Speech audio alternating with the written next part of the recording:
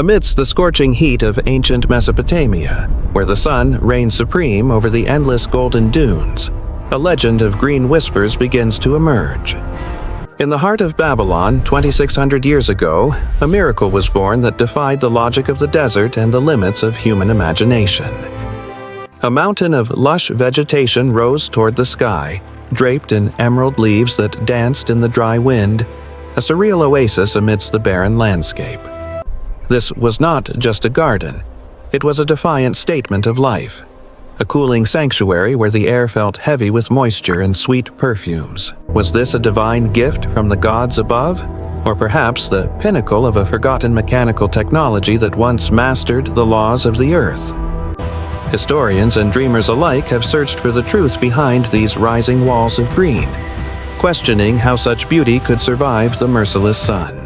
The flow of water seemed to move against nature itself, climbing 25 meters high to feed the roots of trees that touched the very clouds. To understand the hanging gardens is to unlock the secrets of an ancient engineering mastery that has been lost to the shifting sands of time.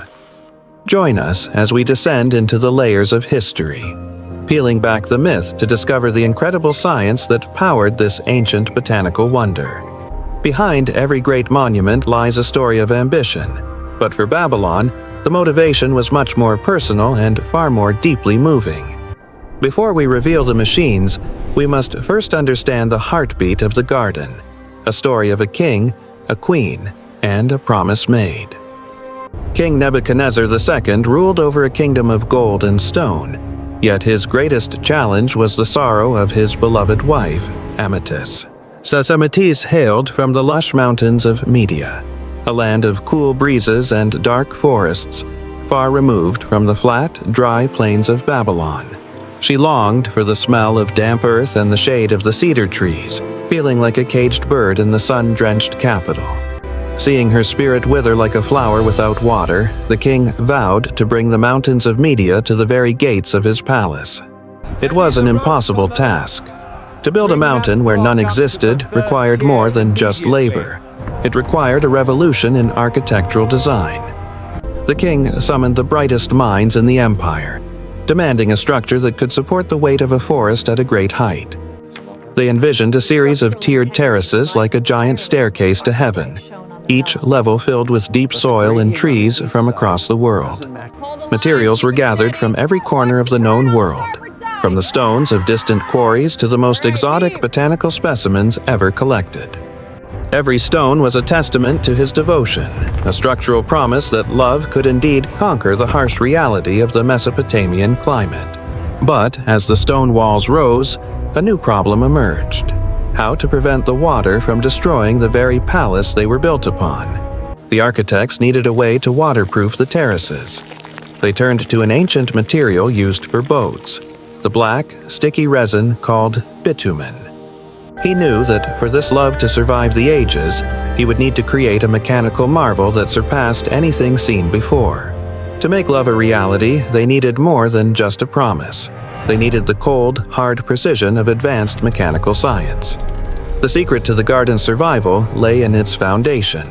A multi-layered sandwich of materials was designed to prevent any water leakage below. On top of the bitumen, they placed heavy sheets of lead, a sophisticated waterproofing technique that was thousands of years ahead of its time. As next came the soil. Vast quantities of fertile earth brought from the riverbanks and hauled up the steep terraces by teams of laboring men. The depth of the soil was carefully calculated to allow the roots of even the largest trees to grow deep and strong without obstruction. Beneath the greenery, massive stone arches provided the structural strength needed to support thousands of tons of wet earth and heavy foliage. Every drop of water was precious. The architects designed a gravity-fed irrigation system that distributed moisture evenly across every single level. This canopy acted as a natural air conditioner, lowering the temperature by over 10 degrees and creating a microclimate for the royal family. The scent was overwhelming, a mix of blooming jasmine, damp earth, and fresh pine that completely replaced the dusty smell of the desert. From the ground, it appeared as if the forest was floating in the air, a miraculous sight for any traveler arriving at the city gates. But the true engineering marvel was hidden deep within the stone walls, a system of pipes and pumps that worked in perfect harmony. At night, the garden became a place of mystery and light, where the sound of the mechanical pumps hummed like the heartbeat of a beast. Constant maintenance was required. A dedicated army of workers labored day and night to ensure the machines never stopped their vital work. In this artificial mountain, life thrived where it shouldn't. Birds and insects from distant lands found a new home in this green sanctuary. When the rare rains came, the garden drank deeply, its sophisticated drainage system handling the excess water with perfect, effortless grace. But how did the water reach the top? It is time to uncover the mechanical heart that made this botanical dream a reality. Hidden within the thick stone pillars was a revolutionary chain pump system, a masterclass in ancient mechanical and hydraulic engineering. Each bucket was carefully designed to scoop water from a deep reservoir fed directly by the nearby Euphrates River through underground tunnels. The river was the lifeblood of Babylon, and its power was harnessed to drive the massive mechanisms that fed the gardens above.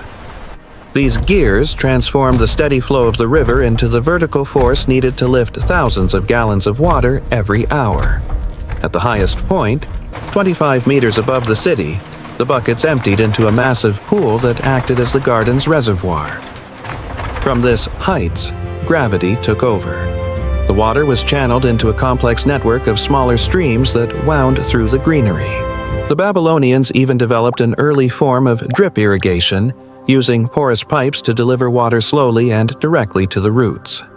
This constant flow of water not only kept the plants alive, but also created a cooling mist that fought back the desert's heat. Precise control of the water flow was essential. Too much would drown the roots. Too little would allow the desert sun to win. To the people below, it looked like a mountain that wept with life, a sight so magical it seemed to defy every known law.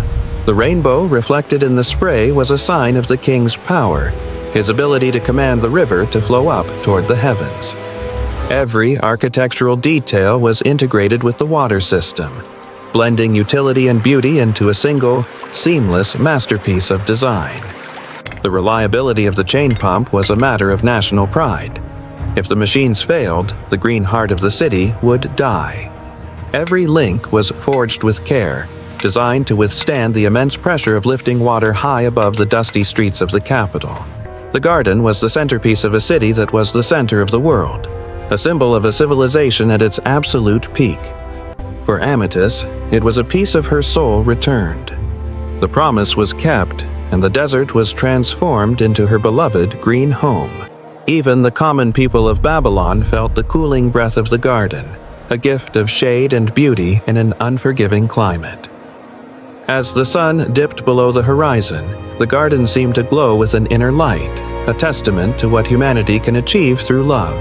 The words carved in stone spoke of a devotion that was as eternal as the river, meant to last for as long as time itself. Under the stars, the garden was a place of quiet reflection, where the mechanical hum of the pumps provided a rhythmic lullaby for the city. It was a garden of abundance, providing fresh fruit and flowers to the royal court in a place where nothing should have been able to grow. The garden was also a fortress of peace, a walled sanctuary protected by the king's might and the architect's incredible technical brilliance. But time is the ultimate enemy of all things built by man. The great machines eventually slowed, and the green began to fade. Today, only dust and silence remain where the great garden once stood. No physical trace of the structure has ever been conclusively found. For centuries, researchers have searched for the foundations of the garden, but the shifting river and the erosion of time have hidden its secrets.